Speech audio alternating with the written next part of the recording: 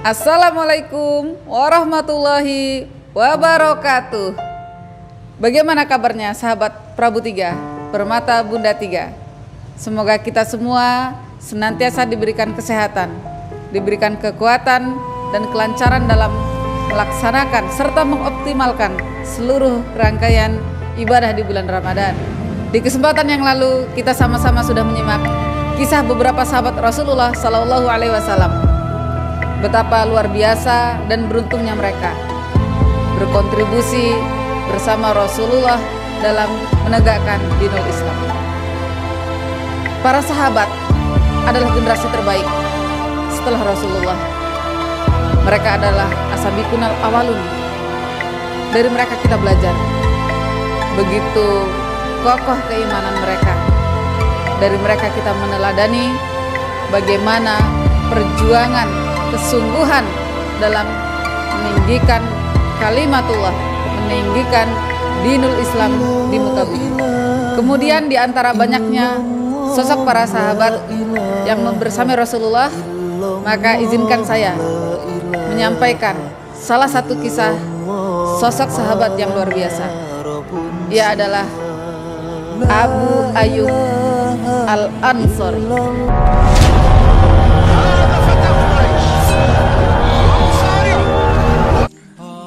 Abu Ayyub Al-Ansari bernama lengkap Khalid bin Zaid bin Kulayb bin Tha'labah bin Abdu bin Auf bin Ghanam bin Malik Abu Ayyub An-Najari. Beliau berasal dari Madinah, dari Yasrib, bukan dari Mekah.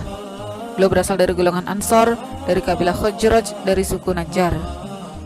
Abu Ayyub Al-Ansari termasuk as-sabiqunal awwalun, dari golongan Ansor.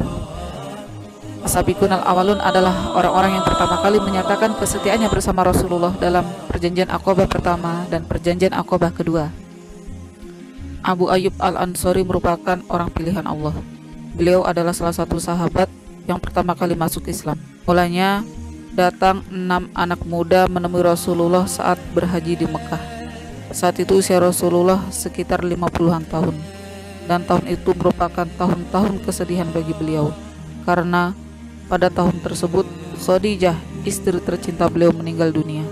Dan pada tahun yang sama disusulkan Abu Thalib, paman yang begitu mencintai dan dicintai beliau, yang selalu membersamai dakwah beliau, juga meninggal pada tahun yang sama. Kemudian Rasulullah memutuskan untuk berdakwah ke kabilah-kabilah.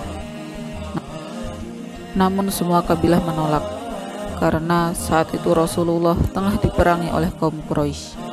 Maka ketika ada kabilah yang bersedia menerima Rasulullah, maka sama halnya dengan mengajak perang dengan kaum Quraisy. Selesai berhaji, Rasulullah meminta 6 anak muda tersebut untuk kembali ke Madinah. Rasulullah meminta mereka untuk kembali ke Madinah dan mensyiarkan dakwah Islam ke para penduduk Madinah. Kemudian meminta mereka untuk kembali menemui Rasulullah pada tahun haji mendatang. Sampai pada tahun yang sudah ditentukan, datang 6 anak muda tersebut sejumlah 12 orang. 12 orang ini kemudian menyatakan kesetiaannya bersama Rasulullah dalam perjanjian Aqabah yang pertama. Kemudian 12 orang tersebut diminta Rasulullah untuk kembali ke Madinah, untuk kembali berdakwah pada para penduduk Madinah, dan meminta mereka untuk kembali menemui Rasulullah di tahun haji mendatang. Tahun pertama 6 anak muda, tahun kedua 12 orang, dan di tahun ketiga hadir 75 orang yang menemui Rasulullah pada saat berhaji di Mekah. Di antaranya 73 laki-laki dan 2 orang perempuan. Dan di antara 73 laki-laki tersebut, salah satunya adalah Abu Ayyub Al-Ansari. 75 orang yang menemui Rasulullah pada saat berhaji di Mekah, kemudian mereka menyatakan kesetiaannya kepada Rasulullah, dan di sana terjadilah perjanjian Aqabah yang kedua. Saat itu Rasulullah ditanya oleh salah satu dari mereka, "Ya Rasulullah, apa yang engkau inginkan dari kami?" Kemudian Rasulullah menyampaikan, "Saya hanya meminta 4 hal.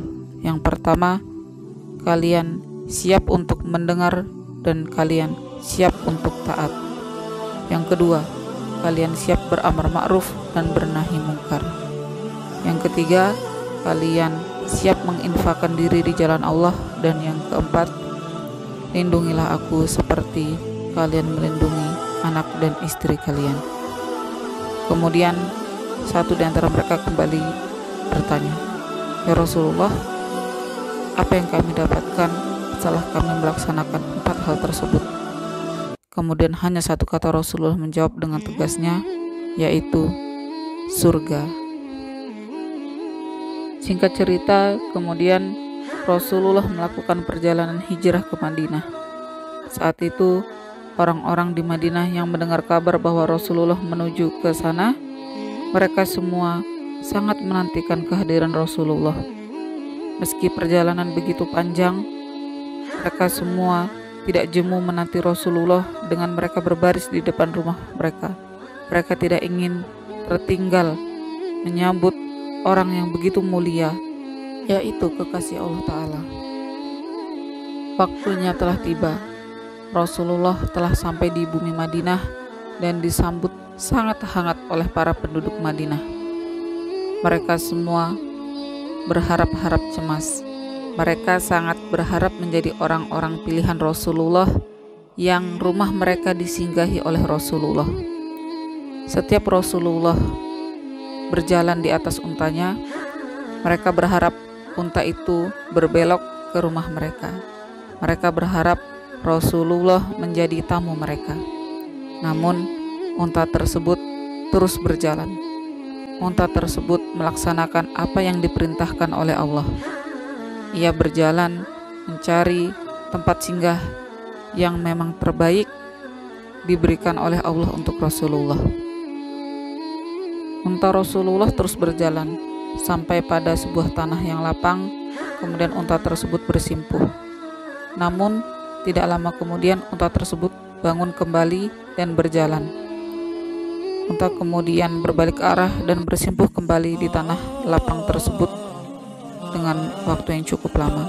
Kemudian Rasulullah memutuskan untuk tempat tersebut dijadikan lahan untuk membangun Masjid Nabawi, dan tepat di samping tanah lapang tersebut merupakan rumah Abu Ayyub Al-Ansori. Betapa bahagianya Abu Ayyub Al-Ansori dan keluarganya bahwa rumah mereka adalah rumah yang dipilih oleh Rasulullah untuk tempat singgah Rasulullah sampai dengan pembangunan Masjid Nabawi selesai. Dan Rasulullah tinggal di rumah Abu Ayyub Al-Ansori selama 7 bulan lamanya. Dengan bersegera Abu Ayyub Al-Ansori mengangkut semua perbekalan Rasulullah untuk dibawa ke dalam rumah beliau. Kondisi rumah beliau begitu sederhana. Terdapat lantai dasar dan juga lantai 2. Kemudian lantai 2 disediakan spesial untuk Rasulullah. Namun Rasulullah kemudian meminta untuk tinggal di lantai dasar. Abu Ayyub dan keluarganya sangat menghormati Rasulullah, begitu menunjukkan takzimnya, adab yang sangat baik kepada Rasulullah. Pada malam pertama Rasulullah singgah di rumah mereka, mereka tidak bisa tidur karena mereka merasa sangat tidak enak, sangat tidak merasa nyaman ketika mereka beristirahat di atas Rasulullah di lantai 2. Mereka begitu khawatir bahwa keberadaan mereka di atas Rasulullah menjadi penghalang turunnya wahyu kepada Rasulullah, sehingga Abu Ayyub Al-Ansori ketika berjalan mereka memilih di tepi dinding-dinding rumah mereka agar tidak berada tepat di atas Rasulullah dan melangkahi Rasulullah. Mereka juga sangat berhati-hati agar tidak ada debu yang berjatuhan mengenai Rasulullah dari atap mereka. Pada malam selanjutnya, Abu Ayyub Al-Ansori juga tidak bisa tidur. Saat itu datang musim dingin. Di tempat mereka beristirahat terdapat kendi air. Kemudian kendi air tersebut tumpah. Sedangkan Abu Ayyub Al-Ansori dan istrinya hanya memiliki satu selimut. Dan selimut tersebut digunakan untuk membersihkan air yang bergenangan agar tidak tumpah menetes mengenai Rasulullah di lantai bawah. Sebab kondisi-kondisi demikian, kemudian Abu Ayyub Al-Ansori menceritakan apa yang terjadi kepada Rasulullah dan melobi Rasulullah, meminta untuk bertukar tempat tinggal agar Abu Ayyub Al-Ansori dan istrinya yang semula di atas berada di bawah, dan kemudian Rasulullah yang semula di lantai dasar kemudian berpindah ke lantai 2. Saat itu Rasulullah kemudian menyetujuinya. Rasulullah berpindah tinggal di lantai atas. Tidak pernah bosan, setiap harinya Abu Ayyub Al-Ansori dan juga istrinya menyiapkan jamuan terbaik untuk Rasulullah, memberikan hidangan yang istimewa dan spesial untuk Rasulullah. Diriwayatkan oleh Ibnu Abbas, pada suatu siang Rasulullah keluar dari rumah Abu Ayyub Al-Ansori. Kemudian beliau bertemu dengan Abu Bakar Asy-Syiddiq dan juga Umar bin Khattab. Ternyata keduanya tengah merasa kelaparan, dan Rasulullah mengajak Abu Bakar Asy-Syiddiq dan juga Umar bin Khattab untuk ikut ke rumah Abu Ayyub Al-Ansori. Betapa senangnya Abu Ayyub Al-Ansori kedatangan orang-orang yang luar biasa, Rasulullah dan juga para sahabatnya. Kemudian Abu Ayyub Al-Ansori bergegas untuk menyiapkan hidangan terbaik untuk Rasulullah dan juga para sahabatnya. Abu Ayyub Al-Ansori menyiapkan bertangkai-tangkai kurma terbaik dan juga menyembelih domba untuk Rasulullah dan juga sahabatnya. Tidak luput istri Abu Ayyub Al-Ansori juga menyiapkan roti sebagai pelengkap hidangan tersebut. Saat menikmati hidangan tersebut, Rasulullah kemudian teringat Fatimah, putri beliau. Kemudian Rasulullah menyobek sedikit roti dan juga daging dan meminta kepada Abu Ayyub Al-Ansori untuk mengantarkan makanan tersebut kepada Fatimah. Saat memakan makanan tersebut, kemudian Rasulullah menangis. Rasulullah begitu terharu karena hidangan yang begitu istimewa di hadapan beliau.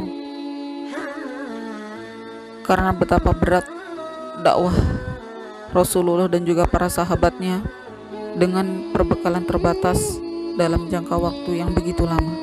Luar biasa pelayanan yang diberikan oleh Abu Ayyub Al-Ansori beserta keluarganya kepada Rasulullah SAW. Setelah 7 bulan lamanya Rasulullah tinggal bersama Abu Ayyub, kemudian Rasulullah berpindah tempat tinggal. Namun meskipun Rasulullah sudah berpindah dari rumah Abu Ayyub Al-Ansori, Abu Ayyub Al-Ansori tidak pernah tidak mengirimkan makanan. Maka setiap hari Abu Ayyub Al-Ansori menyiapkan makanan untuk Rasulullah sebagaimana dulu Rasulullah pernah tinggal di rumah Abu Ayyub Al-Ansori. Rasulullah selalu membalas kebaikan yang dilakukan oleh Abu Ayyub Al-Ansori. Salah satunya adalah dengan Rasulullah memberikan satu budak untuk Abu Ayyub Al-Ansori dan juga istrinya. Bukankah harga satu budak tersebut lebih mahal dari apa yang sudah disuguhkan oleh Abu Ayyub Al-Ansori selama ini? Rasulullah menyampaikan kepada Abu Ayyub Al-Ansori agar senantiasa menjaga dan memberikan wasiat terbaik untuk budak tersebut. Kemudian perlakuan terbaik yang dilakukan oleh Abu Ayyub Al-Ansori dan juga istrinya terhadap budak tersebut sampai pada akhirnya budak tersebut dimerdekakan oleh Abu Ayyub Al-Ansori. Abu Ayyub Al-Ansori adalah sahabat yang juga begitu menjaga kebenaran ilmu atau kesohihan ilmu. Di antara kita mungkin sering mendengar sebuah hadis yang berbunyi man satara musliman satarahullahu yaumal qiyamah, yang artinya barang siapa yang menutup aib seorang muslim maka Allah akan menutup aibnya pada hari kiamat. Hadis tersebut diriwayatkan oleh Abu Ayyub Al-Ansori dan juga Uqbah bin Amir. Kemudian Uqbah bin Amir berhijrah ke Mesir. Namun karena luar biasanya Abu Ayyub Al-Ansori dalam kesohihan ilmu, untuk memastikan ilmu yang pernah beliau dengar dan pernah beliau terima tentang hadis ini, beliau memutuskan untuk menemui Uqbah bin Amir untuk menyampaikan apakah hadis yang saya dengar ini benar. Kemudian dibacakan hadis tersebut dan Uqbah bin Amir menyampaikan, ya benar, saya juga mendengar hadis tersebut dari Rasulullah SAW. Setelah mendengar itu dari Uqbah bin Amir, kemudian Abu Ayyub Al-Ansori kembali dari Mesir menuju Madinah mengendarai unta. Jadi Abu Ayyub Al-Ansori dari Madinah ke Mesir, Mesir ke Madinah seketika hanya untuk memastikan kesahihan ilmu yang pernah beliau dengar dari Rasulullah SAW. Abu Ayyub Al-Ansori memiliki usia yang begitu panjang. Beliau meninggal pada usia lebih dari 80 tahun. Dan usia Abu Ayyub Al-Ansori di antara keberkahannya adalah beliau tidak terlibat dalam peperangan bersama Rasulullah. Setiap perang yang dibersamai Rasulullah terlibat dan berkontribusi juga Abu Ayyub Al-Ansori di dalamnya. Kegigihan Abu Ayyub Al-Ansori dalam peperangan tidak dipertanyakan lagi. Keinginannya hanyalah hidup sebagai prajurit dalam pasukan Islam, berperang di bawah benderanya dan membela kehormatannya. Dan cita-citanya adalah syahid di jalan Allah. Demikianlah ketika mengetahui pasukan Islam bergerak ke Konstantinopel, Istanbul, beliau langsung menunggang kudanya dan menghunus pedang bergabung dalam pasukan itu untuk mencari kesyahidan yang lama dirindukannya. Di perang ini, Abu Ayyub Al-Ansori terluka parah. Napasnya berkejaran dengan kerinduannya untuk bertemu Allah. Sang panglima pasukan Islam, Yazid bin Muawiyah, menjenguknya dan bertanya, "Wahai Abu Ayyub, apa gerangan keinginanmu?" Kira-kira apa yang menjadi keinginan Abu Ayyub? Sungguh jauh di luar dugaan kita. Apa yang diinginkan saat ia hampir berpisah dengan ruhnya? Ia, Abu Ayyub Al-Ansori, meminta kepada Yazid jika ia telah meninggal, jasadnya dibawa dengan kudanya sejauh jarak yang dapat ditempuh ke arah musuh. Di sanalah ia akan dikebumikan. Sepanjang perjalanan itu, Yazid dan pasukannya bertempur melawan musuh, sehingga ia bisa mendengar suara kaki kuda pasukan Islam melewati kuburannya. Dengan begitu, ia mengetahui bahwa mereka telah mendapatkan kemenangan yang mereka harapkan. Benar, Yazid memenuhi permintaan Abu Ayyub. Di jantung kota Istanbul, jasad Abu Ayyub dikebumikan. Dan begitu luar biasanya, jasad Abu Ayyub Al-Ansori atau makam Abu Ayyub Al-Ansori begitu dihormati oleh penduduk di sana. Orang-orang Romawi sering berziarah ke makam Abu Ayyub, merawat dan menyiramnya jika terlihat kering.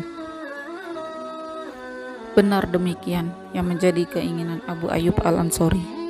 Ia menginginkannya sebagai tempat istirahat yang terakhir, yaitu di ibu kota negara itu, Istanbul.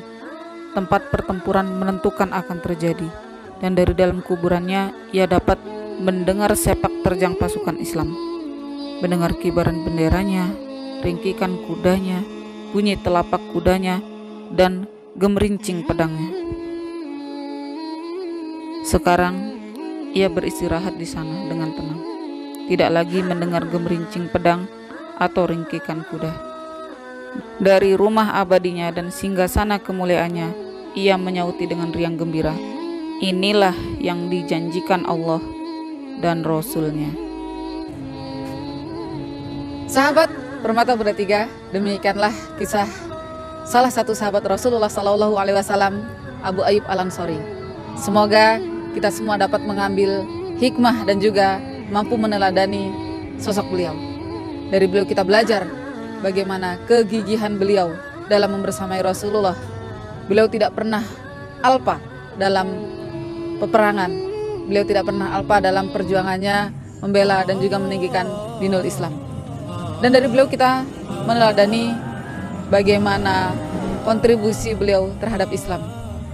Beliau bukan hanya membersamai Rasulullah dalam perjalanan perangnya, tetapi dalam mempersiapkannya, di mana beliau memberikan tempat tinggal terbaik, beliau memberikan jamuan terbaik, beliau menjadi tuan rumah terbaik untuk Rasulullah. Beliau memberikan pelayanan terbaik untuk Rasulullah untuk sama-sama berjuang di jalan Allah. Bayangkan setiap darah yang mengalir, setiap daging yang tumbuh pada diri Rasulullah, pada diri kaum muslimin, menjadi bagian dari kontribusi Abu Ayyub Al-Ansori. Begitu banyak pahala yang ia peroleh. Kita hari ini bertanggung jawab bagaimana menegakkan peradaban Islam. Saya mengucapkan terima kasih atas kesempatan ini. Saya akhiri. Wassalamualaikum warahmatullahi wabarakatuh.